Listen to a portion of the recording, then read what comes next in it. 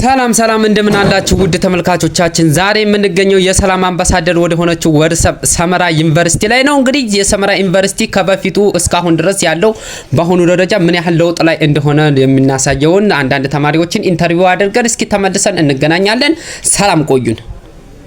አይቸማል ተባት እኔ ሁሌም አይረሳት ያቺን ያፋር ቆንጆ ወዴት ባገኘኋት ሰላም ጤና ይስጥልን አረስተልን እሺ ማለበለሲ ሙሉ ስምህን አስተዋውቀን ብሩክ ጌትነት እባላለሁ የመጣሁት ከባህር ዳር ነው የአንደኛ አመት ተማሪ ነኝ እሺ ብሩኬ እሺ በዚህ በግቢያችን በሰመራ ግቢ ላይ ነው እንግዲህ ያለው በዚህ በሰመራ ግቢ ላይ እሺ ምን የተለየ ምን አዲስ ነገር አየህ ምን እሺ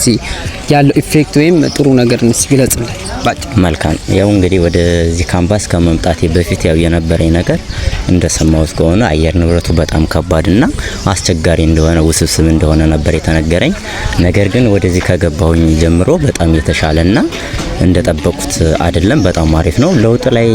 አለ ምንም ዛፍ እንደሌለውና ምንም ነገር በቃ መዝናኛ እንደሌለው ነበር ያው መረጃ የነበረኝ ነገር ግን አሁን በጣም የተሻለና ከጠበቁት ውጭውን አግኝቻለሁኝ በጣም ደስ ብሎኛል አሪፍ ነው